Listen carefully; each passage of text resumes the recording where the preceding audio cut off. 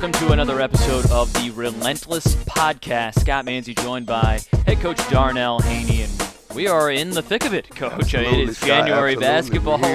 We are in talking a conference play at this point, ASUN play, 3 games into the books, and getting ready for a big home weekend as well. So your team right now, where we're sitting at, kind of looking at you, got a chance to get one under the belt, a win at home in your first home conference game on Monday night against NJIT. That's the most recent one, so let's look at that. What did you like that your team was able to do maybe differently than those first couple of conference games this year in order to get that win? I think we really honed in on the defensive end, which is our identity. I think we got a little too comfortable with trying to, in those other games, I think we got a little too comfortable trying to getting scoring bouts with those two teams. And, we have to make sure that we own in on the defensive end, because at the end of the day, that's what's going to help us flourish in the long run. Where does defense turn into offense for you? I mean, is it as simple as steals turn into transition, or how do you view that? I think it's a culmination of a lot of things. I think it bonds our team. I think the chemistry that we have and the talking that we do when we do talk defensively helps our team mesh and helps us be closer on the offensive end. Also, I think us rebounding the basketball, making sure that they're not teams aren't stopping the game with fouls, and us rebounding the basketball, limiting them to one shot, and us getting steals and getting out in transition and helping us play in space, which is what we're good at. I know that after the Liberty game, you really kind of harped on the ability to defend without fouling and rebounding and how important that is. You feel like you made some strides on that on Monday night? Definitely. It was our Achilles heel in the Liberty game, and we had a practice before NJIT that really was owning in on making sure that we limited ourselves fouling and limited the opportunities teams get chances to make baskets against us. All right, so at this point you're sitting 9-7 on the season, 1-2 in conference play. Played 2 good teams in the league to open things up on the road too, which makes life difficult. But now you get 3 in a row. Already got 1 of those at home, and then get a chance starting on Saturday with Stetson, and then North Florida on the following Monday to try and get back on the right side of things. Things don't get any easier, though. I mean, that Stetson game on Saturday, and that's another team that is generally one of the best in this league and so well coached. What do you have to do to get them? I mean, they're athletic. They're well coached. They do a lot of things well, and we have to make sure that we are, a well-oiled machine as well, and operating on all cylinders so that we can make sure we come out and get the victory. We got to defend. We have to make sure that we're getting our players, we're getting good looks at the basket, and we're taking advantage of those good looks we get at the basket. And we got to play together. We got to play tough. Now Monday, you're not thinking too much about that one yet, but rivalry game. You've had an opportunity now as an assistant for a long time, and now as a head coach for a year to see what the River City Rumble looks like. How do you view this rivalry? It's big time. I think it's big time. I think it's quote unquote bragging rights in the city. With Division I basketball.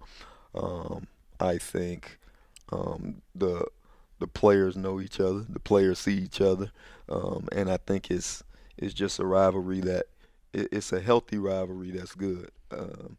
Both teams. Stetson is a good team. North Florida is a good team, and we have to come play. You got to come to play. Yeah, I mean, the one on Monday gets all the pub, River City Rumble, but Stetson, that's no less of a rivalry. They're not far down the road. Right. It's an old historic rivalry. They've been playing JU and Stetson have been playing each other since basically the dawn of intercollegiate athletics, it feels like, right? Right. So there is, and there have been some unbelievable battles in that series over the years as well. Feels like those two teams, JU, Stetson, one of those teams is going to be in the top half of this league when it's all said and done, and you gotta take care of business, at least getting one of those. Right, and making sure that our team is one of those teams. Yeah, and defending home court too. Absolutely, we got to defend home. We have to come out and really be us, but make sure we're us at 100%. And we buy into taking care of business on the defensive end, and we should be fine. Where do you feel that your team's mindset is right now? I think we're in the probably about the third round of a fight. Okay. I think we talk about this all the time about us not being, one-hit wonders or trying to go for a knockout blow in the first round. We got to continue to fight, continue to punch, give good punches all year long. And right now we're in about round 3, 4, right, and we're in a 12-round fight. And really, we just finished round 3 of a 16-round fight. Mm-hmm. You know, and we have to be prepared for what that's going to encounter. And the girls are dealing with, school has started back. Right. They've gotten back in the acclimation of classes and travel. We just went to Liberty, flew out of Richmond, came here. The flight was delayed in Richmond, came back here on Sunday, right? Practiced Sunday evening. And turn around and played Monday night. And win a game. Right. So now it's time to start getting in a mode of we're here to take care of business. And that's in practice. That's in our shoot around. That's in our locking in and film session. That's just overall. And I think although we have about 5 people that have been here before, I think the 7 newcomers, 10 newcomers, are figuring that out now. It's time, so. Yeah, and what's so kind of unique about your situation is you come in, you'd been part of this organization as an assistant, associate head coach as well for a long time. But when you take over as a head coach, it's a whole different animal. And from what you have done to put your stamp on this program, both in a just kind of a mindset and a philosophical way, and then also shaping this roster because there was a lot of moving pieces, people graduating. I mean, some really celebrated players that moved on after 4 years, and you've got to try and find a way to fill that back in. So, I mean, you're a year and a half into what is a couple-year journey here to get this thing back going. But how do you balance both the long-term nature of it with the short-term? You're trying to win now, obviously. Absolutely, we need to win. We want to win now, and if we do the things that we're supposed to do, we will. But it takes time to get those pieces to gel. To mesh together. They have to mesh together, and it takes time. And sometimes it may take a little longer than you expected it. You know what I mean? And I think we made strides over the Christmas holiday as far as our meshing, as far as being put in adverse situations. And I think outside of some pinpoint places in our first 2 conference games, I think we started to mesh as well. It's just some technical things that we have to make sure that we fix, so that we can continue to mesh but be technically sound as well. No doubt. And the kind of the beauty of it is you're in the first part of conference play. You're trying to gear up to the second part of conference play when you see all these teams again, right? And then there's a bit of even more familiarity involved, and then you're gearing up toward the beginning of March in the all-important ASUN tournament. The tournament. Our tournament is a little different than tournaments around the country, but it's unique in its own, and it's really good for us. I think it gives us a uniqueness. I think it gives us an edge, and I think it gives us somewhat of a feel of not a feel, but just another opportunity to prepare. I think that's important as well. You kind of hit on it over the holidays that you guys found a way to kind of get together even a little more, get closer as a unit, as a team. So many teams are trying to find that perfect, whatever the formula is. What do you guys do outside of basketball to try and for these women to feel like one unit? I think it goes, there's no cookie cutter approach. We've tried. We try, and we do a lot of different things. We do team building activities. We'll go. Maybe go to a movie. We'll go to a team building session. We'll go and get with a performance coach and have him talk with the team, and we'll do team building activities within practice. We just do whatever we're feeling will be beneficial to our chemistry as a team. I think that's important. And then the girls bond on their own. A lot of times they'll go out to eat.